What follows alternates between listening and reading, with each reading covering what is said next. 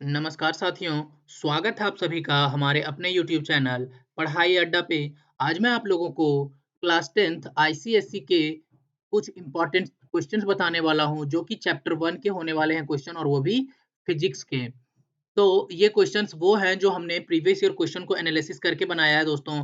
और ये क्वेश्चंस आपके एग्जाम के पॉइंट ऑफ व्यू से बहुत ही ज़्यादा इम्पोर्टेंट होने वाली है क्योंकि ये क्वेश्चंस बहुत बार रिपीटेड क्वेश्चंस हैं।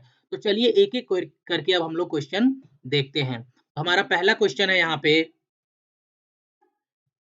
अ brass ball is hanging from stiff cotton thread. क्या बोल रहा है कि एक ब्रास बॉल जो है वो कॉटन के धागे से क्या है दोस्तों, लटका हुआ है। तो draw a neat label diagram showing the forces acting on the brass ball and the cotton thread. तो एक साफ सुथरा डायग्राम बना के दिखाइए कि कैसे कैसे उस ब्रास बॉल पे और उस कॉटन के थ्रेड पे कौन कौन सा फोर्स लगेगा दोस्तों। तो चलिए मैं पहले आपको डायग्राम बना के दिखा देता हूँ। तो आप लोग देख सकते हैं, ये एक है कॉटन का थ्रेड और इसमें एक ब्रास का बॉल लटका हुआ है जिसका मास हम लोग मान लेते हैं m। तो यहाँ पे क्या है दोस्तों, देख सकते हैं आप कि ये ब्रास का बॉल जो लटका हुआ है इसका मास है कुछ m। इसकी वजह से इसके नीचे की ओर डाउनवर्ड डायरेक्शन की ओर एक फोर्स लगेगा जिसे हम बोलते हैं दोस्तों ग्रेविटी फोर्स। और वो ग्रेविटी फोर्स किसके बराबर हो जाएगा, mg के बराबर हो जाएगा। अब इस बॉल में नीचे की डायरेक्शन में डाउनवर्ड डायरेक्शन में एक फोर्स लग रहा है, ग्रेविटी फोर्स। तो इस ग्रेविटी फोर्स को बैलेंस करने के लिए इस थ्रेड में, कॉटन के थ्रेड में एक अपवर्ड डायरेक्शन में फोर्स लगेगा दोस्तों, जिस फोर्स को हम लोग बोलते हैं टेंशन। क्या बोलते हैं दोस्तों, टेंशन। मीन्स किसी भी रस्सी धागे में लगने वाले फोर्स को हम लोग क्या बोलते हैं दोस्तों, टेंशन। तो ये हो गया इस तरीके से इसका आंसर। और मैं इस क्वेश्चन का आंसर भी आप लोगों को आगे बना के रखा है दोस्तों, आप लोग देख सकते हैं। तो ये रहा उसका आंसर दोस्तों। इस तरीके से अब हम चलेंगे नेक्स्ट क्वेश्चन की ओर।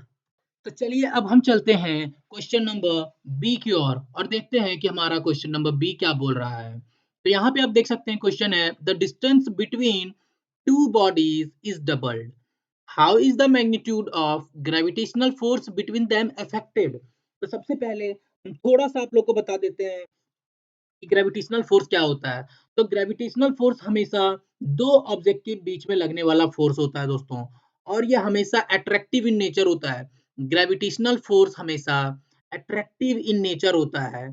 और साथ ही साथ क्या होता है दोस्तों कि ये दो बॉडी के बीच में लगता है।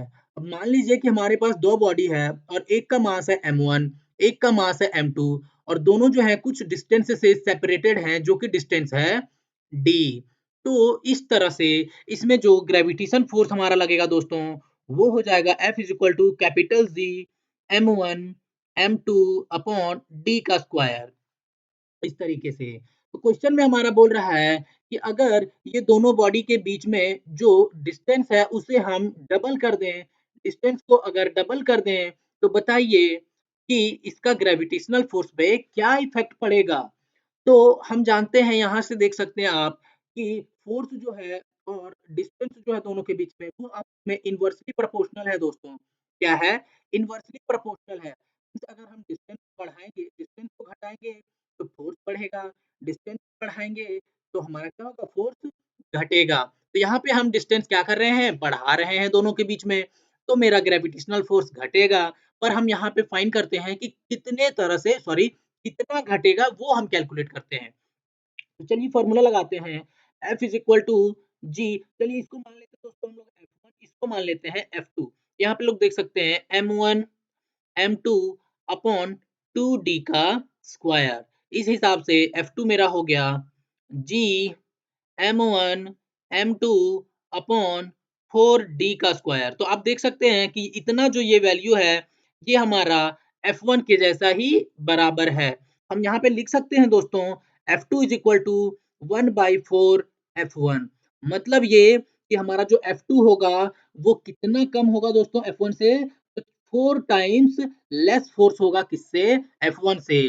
तो इस तरीके से इसका सॉल्यूशन हो गया दोस्तों। इसका मैं आप लोग को आंसर भी दिया है तो आप लोग देख सकते हैं उसको भी। ये रहा उस क्वेश्चन का पूरा आंसर दोस्तों। अब हम चलते हैं अपने नेक्स्ट क्वेश्चन की ओर। तो चलिए अब हम देखते हैं क्वेश्चन नंबर सी को दोस्तों, क्या बोल रहा है ये क्वेश्चन। ये क्वेश्चन बोल रहा है, a uniform half metre rule balances horizontally on a knife edge at 29 centimeter mark. When a weight of 20 GF is suspended from one end. मतलब ये है कि हमारे पास एक हाफ मीटर रूल है। हाफ मीटर का मतलब दोस्तों 50 सेंटीमीटर का एक स्केल है। कितने सेंटीमीटर का? 50, क्योंकि 1 मीटर में 100 सेंटीमीटर होता है दोस्तों, तो आधा मीटर में कितना होगा? 50 सेंटीमीटर होगा। और ये एक नाइफ पे क्या है? बैलेंसेस है, बैलेंस है। ये जो हमारा स्केल है वो एक नाइफ के एज पे बैलेंस है, जो कि नाइफ हमारा कितने सेंटीमीटर पे मार्क है? 29 सेंटीमीटर पे।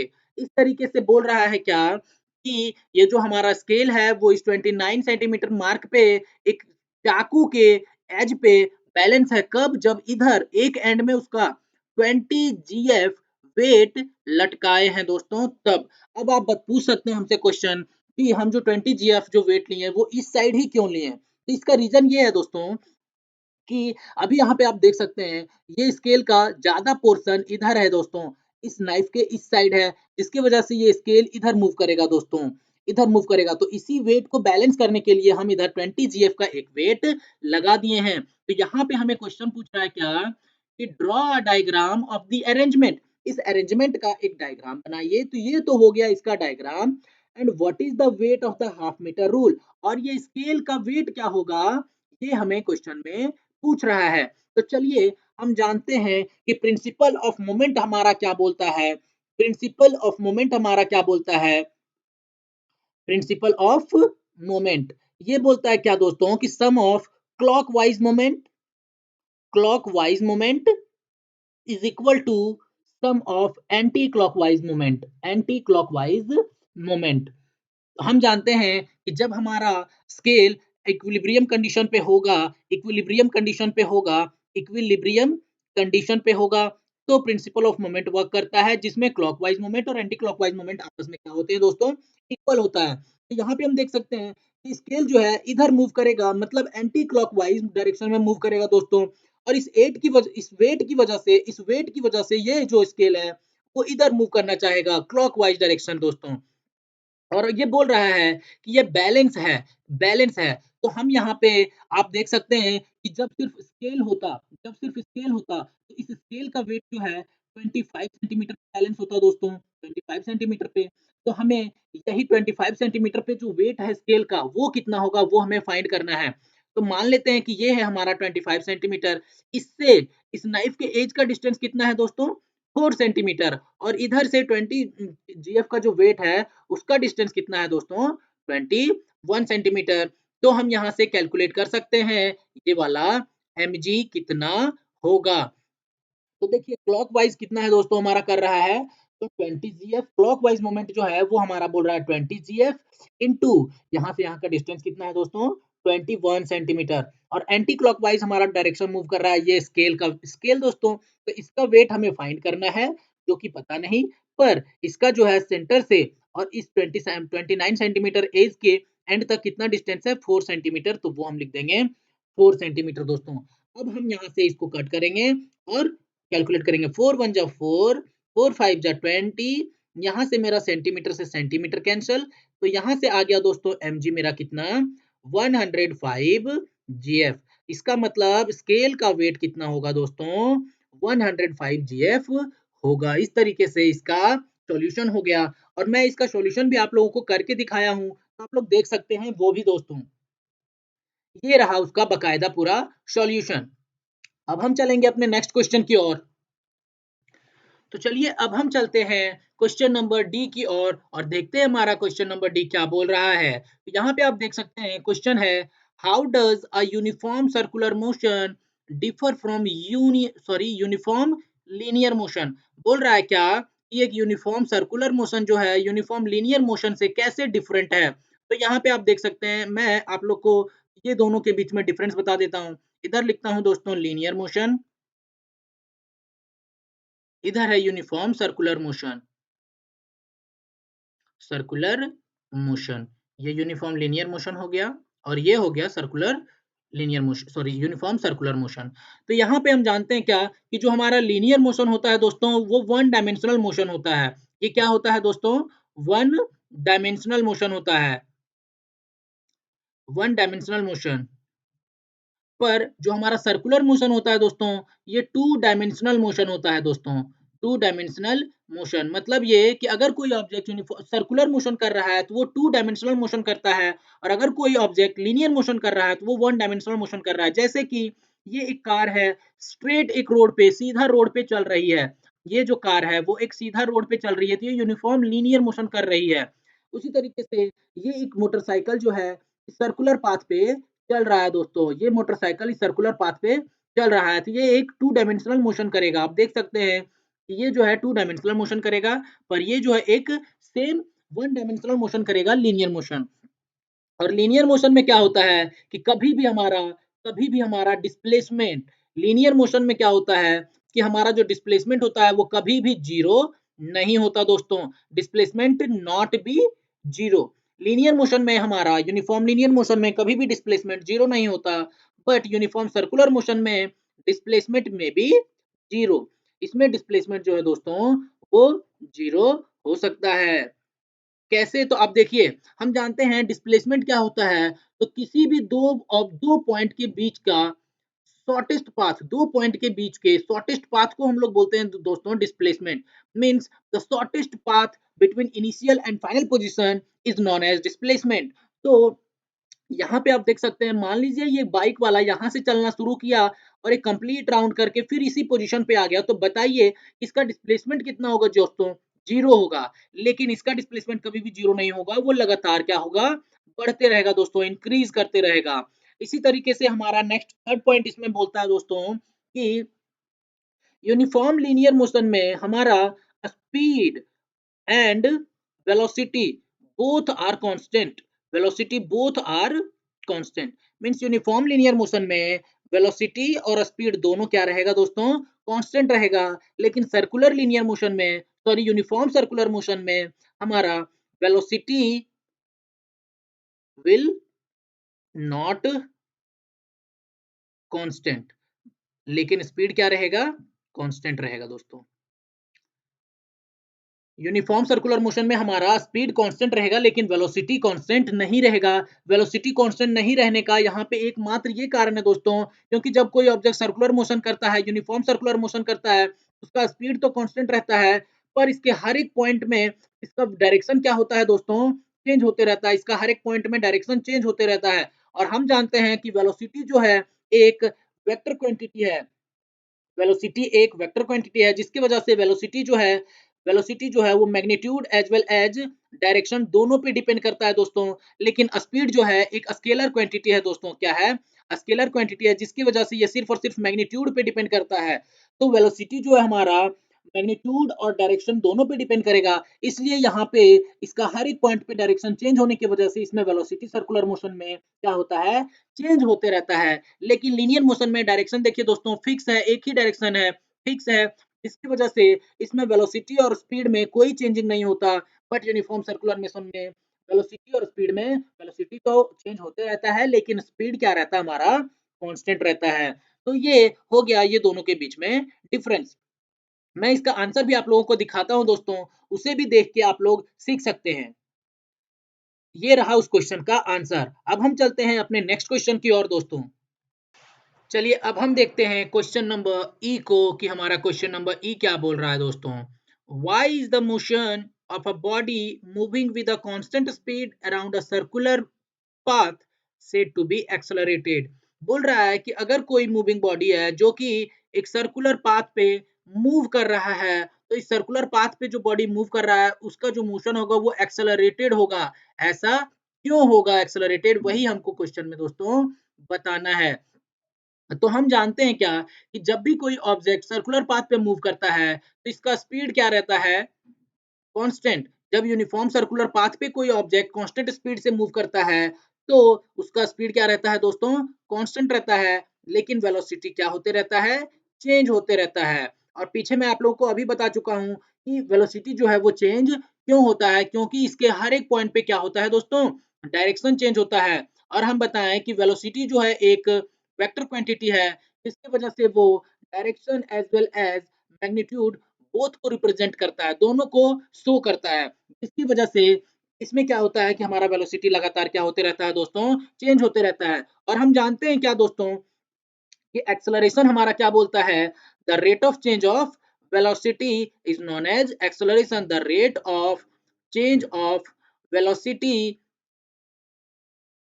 Is known as acceleration. मतलब अगर वेलोसिटी में चेंज होगा तभी इस बॉडी में एक्सेलरेशन आएगा, अदरवाइज नहीं आएगा। इसका मतलब ये है कि हम बोल सकते हैं दोस्तों कि अगर कोई ऑब्जेक्ट कांस्टेंट स्पीड से सर्कुलर पाथ पे मूव कर रहा है तो वो उसका जो मोशन होगा वो एक्सेलरेटेड होगा, वो एक्सेलरेटेड होगा। दोस्तों आशा करता हूँ कि आप लोगों को ये क्वेश्चन भी समझ में आ गया होगा। अब हम चलेंगे और दोस्तों इसका भी सॉल्यूशन मैं आप लोग को दिखा देता हूँ। तो ये रहा इसका सॉल्यूशन। अब हम चलेंगे अपने नेक्स्ट क्वेश्चन की ओर दोस्तों। तो चलिए अब हम देखते हैं क्वेश्चन नंबर एफ हमारा क्या बोल रहा है। क्वेश्चन बोल रहा है क्या, a half metre rod is pivoted at the center with two weights 20 gf and 12 gf suspended at a perpendicular distances of 6 centimeter and 10 centimeter from the pivot respectively as shown in below। तो आप देख सकते हैं कि एक wait 20 gf का और एक 12 gf का एक परपेंडिकुलर सॉरी एक स्ट्रेट रॉड है दोस्तों, जो कि पाइवोट है अपने सेंटर पे। और ये जो रोड पे है दो वेट, एक 20 जीएफ का और एक 12 जीएफ का सस्पेंडेड है, लटका हुआ है। और ये दोनों के बीच का परपेंडिकुलर डिस्टेंस जो है 20 जीएफ का वो है 6 सेंटीमीटर और 12 जीएफ का है 10 सेंटीमीटर। तो यहाँ पे हमारा क्वेश्चन बोल रहा है क्या, which of the two forces which of the two forces acting on the rigid rod cause clockwise movement. मतलब ये दोनों वेट की वजह से इस रॉड को क्लॉकवाइज मूवमेंट में कौन लाएगा।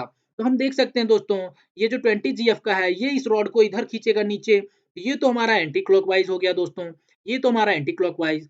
तो ऑब्वियस बात है कि ये जो 12 जीएफ का वेट है ये इस रॉड को क्लॉकवाइज मूवमेंट कराएगा। तो फर्स्ट का आंसर हो जाएगा दोस्तों 12 जीएफ वेट।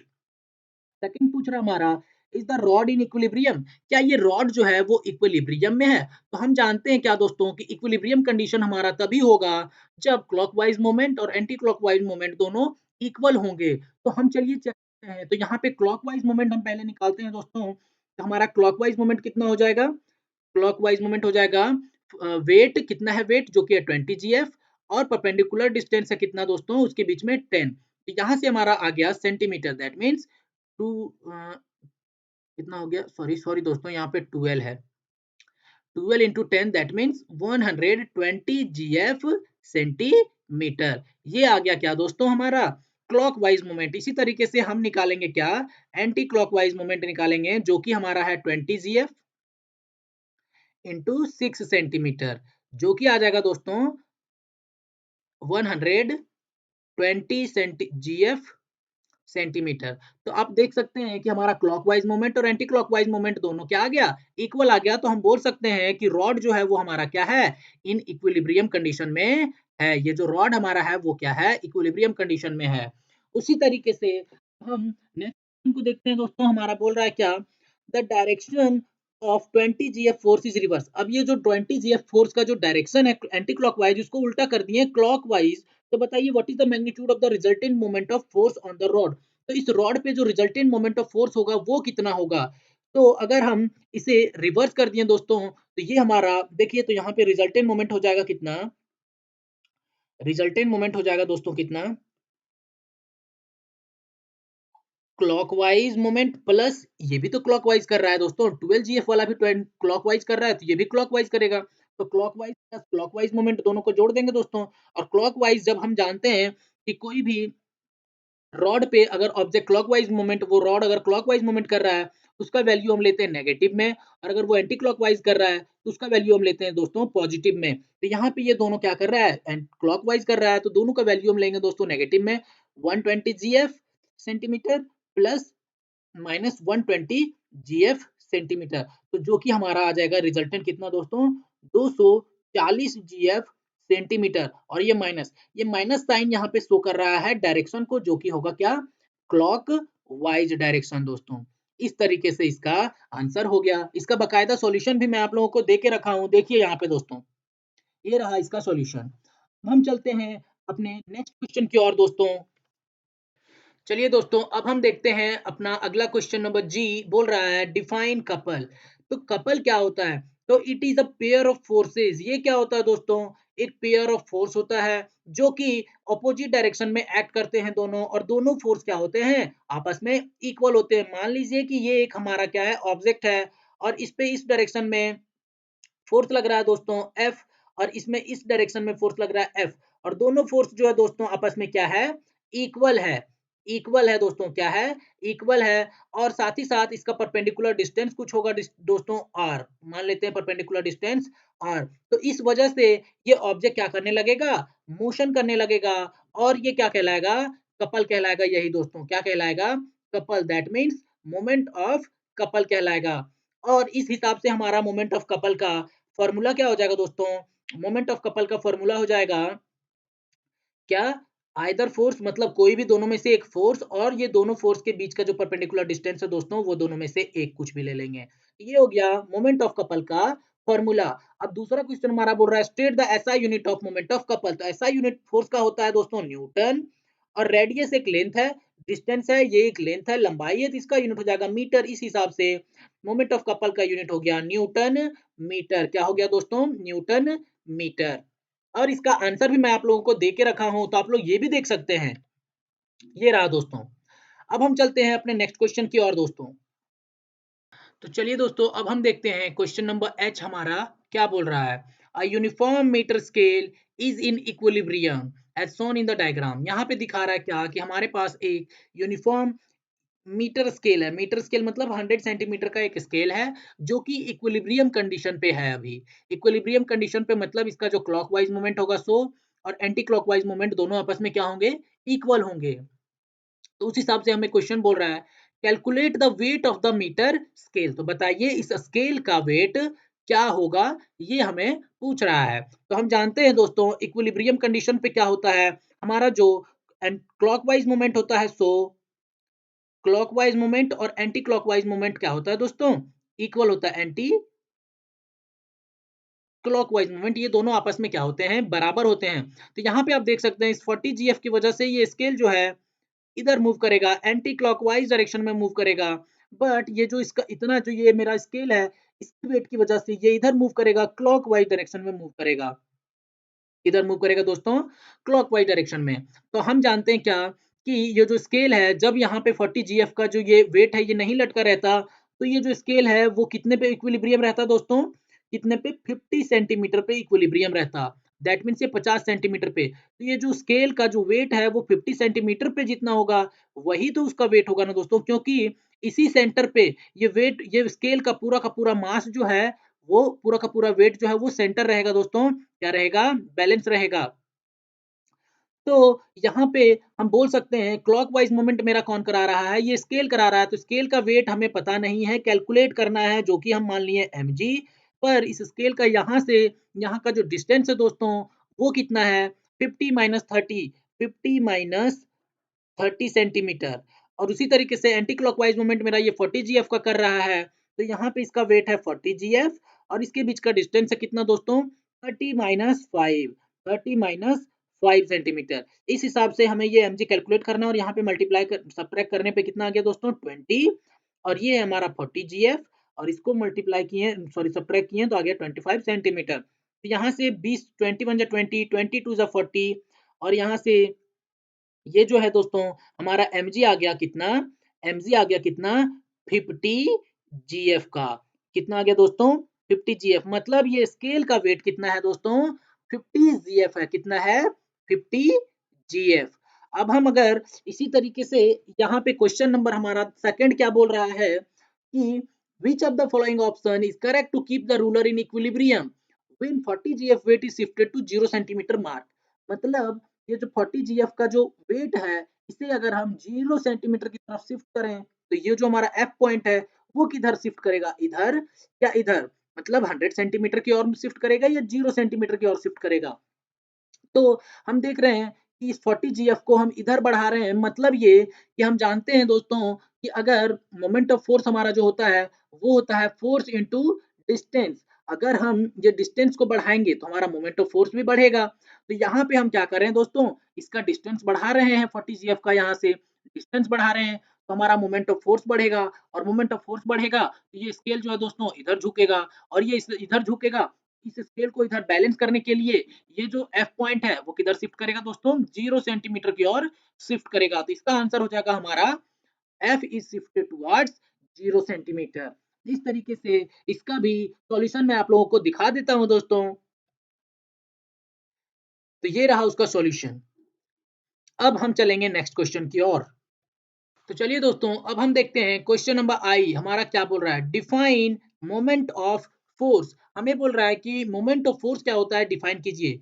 तो moment of force is the tendency. Moment of force क्या होता है, ये एक टेंडेंसी होता है जिसकी वजह से कोई एक बॉडी जो है अपने फिक्स पॉइंट ऑफ एक्सिस से क्या करने लगे, रोटेट करने लगे। तो moment of force is a tendency by which a object it rotates on its axis। यही होता है हमारा क्या दोस्तों, मोमेंट ऑफ फोर्स। दूसरा क्वेश्चन हमारा बोल रहा है right the relationship between the SI and CGS unit of force. Force का एसआई और सीजीएस यूनिट के बीच में क्या रिलेशनशिप होता है दोस्तों, वही हमारा क्वेश्चन बोल रहा है। तो हम जानते हैं क्या कि एसआई यूनिट जो होता है फोर्स का, वो क्या होता है, एसआई यूनिट ऑफ फोर्स क्या होता है दोस्तों, न्यूटन। क्या होता है, न्यूटन। बट सीजीएस यूनिट क्या होता है इसका, डाइन। क्या होता है, डाइन। डाइन का मतलब इसको हम बोलेंगे ग्राम सेंटीमीटर पर सेकेंड स्क्वायर, और न्यूटन मतलब केजी मीटर पर सेकेंड स्क्वायर। तो यहाँ पे हमें बोल रहा है कि बताइए कि 1 न्यूटन में कितना डाइन होगा, यही हमें निकालना है। तो हम जानते हैं न्यूटन को जब हम फॉर्मूला में लिखेंगे तो लिखेंगे केजी मीटर पर सेकेंड स्क्वायर। और इसको हमको बदलना है किसमें दोस्तों, ग्राम सेंटीमीटर और सेकेंड स्क्वायर में। तो हम जानते हैं क्या कि 1 मीटर में 100 सेंटीमीटर होता है, और 1 केजी में 1000 क्या होते हैं, ग्राम होते हैं। तो यहाँ पे हम लिख सकते हैं केजी को लिख सकते हैं 1000 ग्राम, मीटर को लिख सकते हैं 100 सेंटीमीटर, और सेकेंड स्क्वायर को सेकेंड स्क्वायर ही लिखेंगे। तो यहाँ से अगर हम ये दोनों को मल्टीप्लाई करेंगे दोस्तों तो 10 इतना हो जाएगा दोस्तों, 1 लाख हो जाएगा, और ग्राम सेंटीमीटर पर सेकेंड स्क्वायर। इसी को हम ऐसे भी लिख सकते हैं 10⁵ ग्राम सेंटीमीटर पर सेकेंड स्क्वायर, और यही हमारा सीजीएस यूनिट ऑफ फोर्स है। तो हम बोल सकते हैं क्या कि 1 न्यूटन इज इक्वल टू होता है 10⁵ डाइन। यही रिलेशन हमें इसमें पूछ रहा था दोस्तों, यही रिलेशन। इसका मैं सॉल्यूशन भी आप लोगों को दिखा देता हूं दोस्तों। ये रहा इसका सॉल्यूशन। इस तरीके से अब हम चलेंगे अपने नेक्स्ट क्वेश्चन की ओर दोस्तों। चलिए दोस्तों अब हम देखते हैं अपना क्वेश्चन नंबर जे क्या बोल रहा है।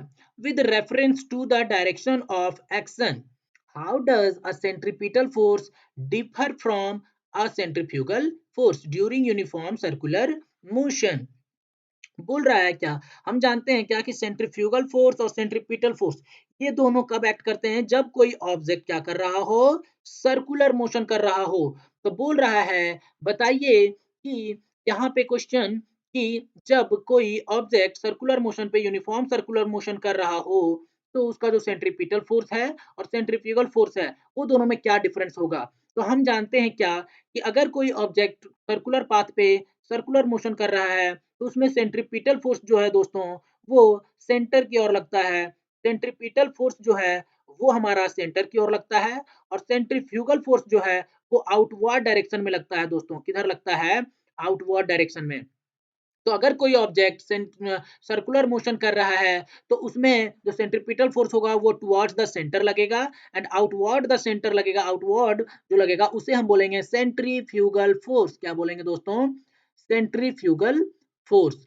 और उसी तरीके से दूसरा क्वेश्चन बोल रहा है is centrifugal force force of reaction of centripetal force. तो यहाँ पे हमारा क्वेश्चन बोल रहा है दोस्तों कि सेंट्रीफ्यूगल फोर्स जो है वो सेंट्रीपिटल फोर्स का फोर्स ऑफ रिएक्शन होगा। तो हम आंसर होगा नो। आंसर होगा दोस्तों नो। क्यों, क्योंकि न्यूटन का हमारा थर्ड लॉ बोलता है कि कोई भी ऑब्जेक्ट जो है अगर कोई एक्शन करता है तो उसके प्रति एक इक्वल एंड ऑपोजिट रिएक्शन होता है। और दोनों जो एक्शन और रिएक्शन होता है दोस्तों, एक्शन और रिएक्शन जो होता है वो दोनों डिफरेंट बॉडीज पे होते हैं, दोनों अलग अलग बॉडीज पे होते हैं। लेकिन हमारा जो सेंट्रीपिटल फोर्स और सेंट्रीफ्यूगल फोर्स जो एक्ट करता है वो दोनों सेम बॉडी पे ही करता है, वो दोनों सेम बॉडी पे ही करता है। इसलिए हम ये बोल सकते हैं कि सेंट्रीफ्यूगल फोर्स जो है वो मेरा फोर्स ऑफ रिएक्शन नहीं होता। ठीक है। क्वेश्चन नंबर थर्ड हमारा बोल रहा है compare the magnitudes of centripetal and centrifugal force. तो हम जानते हैं क्या दोस्तों कि सेंट्रीपिटल फोर्स और सेंट्रीफ्यूगल फोर्स आपस में दोनों का मैग्नीट्यूड क्या होता है? बराबर। मैग्नीट्यूड तो दोनों का सेम होता है।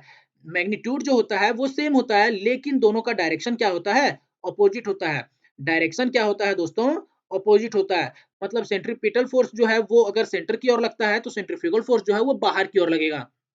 और आपको बता देते हैं, ये सेंट्रीफ्यूगल फोर्स कोई फोर्स नहीं होता है, लेकिन इसे जो है एक इमेजिन किया जाता है। जब कोई ऑब्जेक्ट सर्कुलर पाथ में मूव करता है और उसके अंदर जब सेंट्रीपिटल फोर्स लगता है, तो ऐसा माना जाता है कि इस सेंट्रीपिटल फोर्स को बैलेंस करने के लिए एक बाहर की ओर भी फोर्स लगता है, जिस फोर्स को हम बोलते हैं क्या दोस्तों? सेंट्रीफ्यूगल फोर्स बोलते हैं। तो इस तरीके से आप लोग को दोस्तों ये भी आंसर समझ में आ गया होगा। इसका भी बकायदा मैं सॉल्यूशन लिख के रखा हूँ दोस्तों, आप लोग देख सकते हैं। ये रहा उसका पूरा आंसर। तो चलिए अब हम देखेंगे अपना नेक्स्ट क्वेश्चन। तो चलिए दोस्तों अब हम देखते हैं question number K. Question number K हमारा बोल रहा है the diagram shows wheel O pivoted at point A. Three equal forces F1, F2 and F3 act at point B on the wheel. तो क्वेश्चन हमारा उसके बेसिस पे क्या कि which force will produce maximum moment about A. तो ये तीनों में से कौन सा फोर्स जो है इस ए पॉइंट पे मैक्सिमम मोमेंट क्रिएट करेगा। तो यहां से हम देखेंगे क्या, हमें पता है दोस्तों मोमेंट ऑफ फोर्स का फॉर्मूला होता है फोर्स इनटू परपेंडिकुलर डिस्टेंस। तो यहाँ पे क्वेश्चन में बोल रहा है कि तीनों फोर्स क्या है दोस्तों? इक्वल है। तो फोर्स से तो हम बता नहीं सकते हैं कि मोमेंट ऑफ फोर्स ज्यादा किसका होगा। तो हम बता सकते हैं किससे? परपेंडिकुलर डिस्टेंस से कि किसका फोर्स ज्यादा होगा। तो हम यहाँ पे देख रहे हैं क्या कि F1 की वजह से जो परपेंडिकुलर डिस्टेंस हमारा आ रहा है वो ज्यादा आ रहा है as compare to F2 and F3 से। तो हम बोल सकते हैं कि F1 फोर्स का परपेंडिकुलर डिस्टेंस सबसे ज्यादा है पॉइंट ए के हिसाब से। तो हमारा क्वेश्चन होगा कि F1 जो है वो मैक्सिमम मोमेंट प्रोड्यूस करेगा। क्या करेगा? मैक्सिमम मोमेंट प्रोड्यूस करेगा। मैक्सिमम मोमेंट प्रोड्यूस करेगा। कौन सा फोर्स करेगा? तो F1 फोर्स। तो इसका रीजन यहाँ पे यही हो गया दोस्तों क्या कि हम देख रहे हैं कि जो परपेंडिकुलर डिस्टेंस है ए से वो तीनों फोर्सेस से सबसे ज्यादा परपेंडिकुलर डिस्टेंस F1 फोर्स की वजह से हो रहा है और F2 और F3 की वजह से लेस डिस्टेंस हो जा रहा है, जिसकी वजह से जो मैक्सिमम मोमेंट प्रोड्यूस करेगा दोस्तों वो हमारा करेगा कौन? F1 करेगा। तो मैं इसका आंसर भी आप लोगों को दिखा देता हूँ। ये रहा इसका आंसर दोस्तों, आप यहाँ भी देख के इसे कर सकते हैं। तो ये था आज का सेशन दोस्तों। अगर आप लोगों को अच्छा लगा होगा तो प्लीज हमारा जो चैनल का नाम है दोस्तों वो है पढ़ाई अड्डा। इस चैनल को आप सर्च करें और सब्सक्राइब कर लें दोस्तों। और साथ ही साथ ऐसे वीडियोस देखने के लिए और कमेंट बॉक्स में दोस्तों कमेंट बॉक्स में मैसेज करें दोस्तों। क्या करें? मैसेज करें। और लाइक भी कर दें और जरा शेयर भी कर दें अपने दोस्तों के साथ, ताकि आपके सारे दोस्त जो है इसका फायदा उठा सके।